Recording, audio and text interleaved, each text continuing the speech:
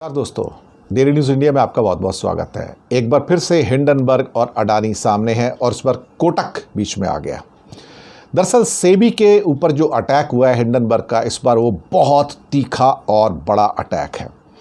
सेबी ने उसको एक चार्जशीट भेज दिया। अब मुझे ये नहीं समझ आया कि कौन से एक्ट में भारत की सीमा के बाहर आप किसी को चार्जशीट भेज सकते हैं। मुझे लगता है कि ये एक मेरे लिए भी एक नई चीज़ हो गई है कि क्योंकि भारत अपनी जो हमारी सीमा रेखाएं हैं उसके बाहर जहां हमारा एक्ट अप्लाई नहीं होता है, आप वहां पर चार्जशीट या सो कॉल्ड एक शो कॉज नोटिस भेज कैसे सकते हैं।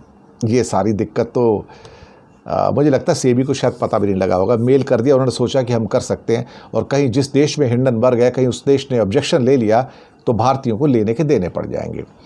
हिंडनबर्ग रिसर्च जिसने अडानी के ऊपर हेर फेर और धोखाधड़ी का आरोप लगाया था, उन्होंने कहा कि 27 जून को सेबी से उनको ईमेल मिला। ये बात तो सही है कि सेबी ने बेईमानी की है, मोदी के दबाव के अंदर सुप्रीम कोर्ट के अंदर गलत चीज़ें पेश की, इन्वेस्टिगेशन की ही नहीं, बल्कि उनके एक रिटायर्ड डायरेक्टर थे, वो तो अभी एनडीटीवी के अंदर है, ये सबको पता है, मुझे कहने की ज़रूरत नहीं है। भारतीय नियमों का उल्लंघन करने के आरोप में उसे भारतीय रेगुलेटर सेबी की ओर से एक नोटिस भेजा गया। Under what act? आपका एक्ट अपनी सीमा से बाहर अप्लाई नहीं होता है, क्या कहा जाए। हिंडनबर्ग ने सेबी के कारण बताओ नोटिस को क्या कहा, जो उन्होंने वहाँ पर जो उनको भेजा है, क्या कहते हैं, शो कॉज नोटिस, उसको बोला है बकवास है। वर्ड यूज़ किया है बकवास, रबिश। कहता है कि ये उन लोगों को चुप कराने और डराने का प्रयास है जिन्होंने भारत के सबसे शक्तिशाली व्यक्तियों की ओर से भ्रष्टाचार और धोखाधड़ी का पर्दाफाश करने की कोशिश की। हिंडनबर्ग ने कहा है कि उन्होंने खुद ही खुलासा किया था कि अडानी के शेयरों की शॉर्ट सेलिंग हुई, मूल्यों में गिरावट की उम्मीद में शेयरों का सौदा किया गया था, और इसमें कोटक महिंद्रा का बैंक का नाम आया है। और वो कैसे आया, कमाल की बात है।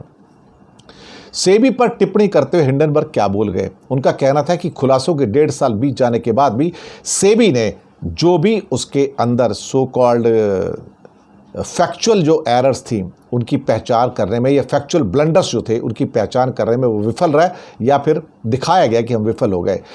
और इंडियन रेगुलेटर की ओर से जो धोखाधड़ी के आरोप लगाए गए, मुझे लगता है कि SEBI is a corrupt organization, और वो दरअसल नियमों को लूज करके अडानी की मदद कर रहा है, क्योंकि अडानी मोदी का फेवरेट है, इसमें तो कोई शक वाली बात नहीं है। और सेबी के जितने डायरेक्टर हैं वो मोदी के फेवरेट हैं, तो नेचुरली वो मोदी के फेवरेट के साथ कैसे काम करेंगे और कैसे उसको कोई नोटिस देंगे। बल्कि आज तक गौतम अडानी को सेबी ने कभी अपने ऑफिस में बुलाया नहीं और स्टेटमेंट रिकॉर्ड भी नहीं किया है।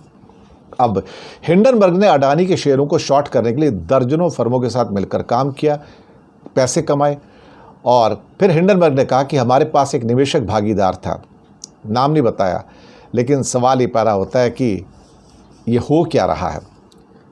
अडानी समूह पर आरोप तो लगाया था, आज तक अडानी समूह हमारी रिपोर्ट में लगे आरोपों को गलत साबित करने में विफल रहा है, और हमारी ओर से उठाए गए हर प्रमुख मुद्दे को उन्होंने नज़रअंदाज किया।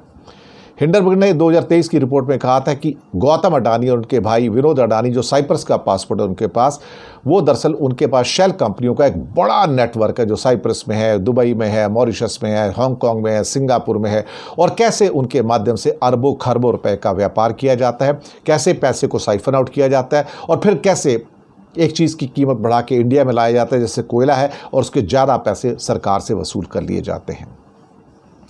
अब सेबी को भी क्रिटिसिज्म का शिकार होना, वो कहते हैं कि आप कर क्या रहे हो, अल्टीमेटली आप किस बेस पे भेज रहे हो, आपका आधार क्या है, आपको आप कैसे हमको शो कॉज नोटिस दे सकते हो। और कोटक बैंक के बारे में हिंडनबर्ग ने कहा कि दरअसल एक कोटक बैंक द्वारा बनाई गई एक ऑफशोर फंड की जो एक पूरी की पूरी रचना थी, उसके जो एक सो कॉल्ड क्या कहते हैं इन्वेस्टर पार्टनर जो थे, उन्होंने अडानी समूह के शेयरों में शॉर्ट सेलिंग के लिए जो किया था, काम किया था। अब हिंडनबर्ग ने इस साझेदार का खुलासा तो नहीं किया, लेकिन कोटक बैंक का नाम क्लियर रूप में नहीं है, लेकिन हाँ उसके ऊपर धुआं तो उठ रहा है, इसमें कोई शक वाली बात नहीं है। अब महिंद्रा इंटरनेशनल ने भी हिंडनबर्ग की टिप्पणी पर जवाब दिया कि हिंडनबर्ग कभी भी उसका ग्राहक का निवेश नहीं रहा, और कोटक महिंद्रा इंटरनेशनल लिमिटेड जो है वो भी स्पष्ट कर रहे हैं कि हिंडनबर्ग कभी भी फर्म का ग्राहक नहीं रहा है। चलिए ठीक है। अब मुझे लगता है कि हिंडनबर्ग की बहुत सारी जो खुलासे आए हैं नए, उससे सेबी परेशान हो रहा है। क्योंकि अब सेबी के ऊपर इल्ज़ाम है कि सेबी ने सुप्रीम कोर्ट से झूठ बोला, सेबी ने इन्वेस्टिगेशन नहीं किया, सेबी ने फेक एंड फॉल्स इन्वेस्टिगेशन किया। किस लिए? ताकि अडानी को बचाया जा सके। ये बात तो पहले से पता है कि SEBI has not investigated the things properly. SEBI has tried everything to protect Adani on the orders of Modi.